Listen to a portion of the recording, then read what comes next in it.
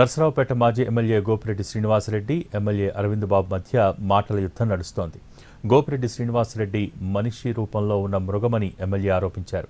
Case విచారణ కొనసాగుతుండగా ఫలానా వాళ్లు హత్య చేశారని ఎలా ఆరోపిస్తారని గోపిరెడ్డి శ్రీనివాసరెడ్డి ప్రశ్నించారు.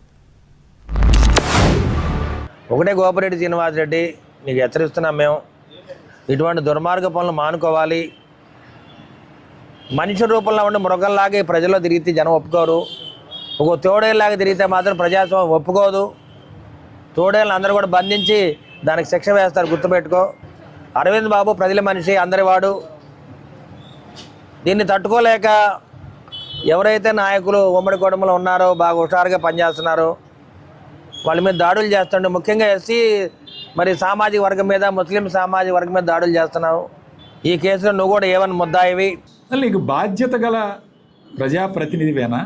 ఒక కేసు ఇన్వెస్టిగేషన్లో ఉంటే ఇన్వెస్టిగేషన్ పూర్తి అవ్వకుండానే పలానా వాళ్ళు హత్య చేశారని నీకు ఏ విధంగా తెలుస్తుంది ఇన్ఫర్మేషన్? నువ్వు ఎవరో మాట్లాడటానికి అసలు? అంటే నువ్వు పలానా వారు హత్య చేశారు, పలానా వారు చేశారంటే నువ్వు పోలీసు వాళ్ళని ప్రభావితం చేయడానికేనా ఈ మాటలు? మమ్మల్ని అన్యాయంగా అక్రమంగా కేసుల్లో ఇరికించడానికైనా ఈ మాటలు మాట్లాడతావు?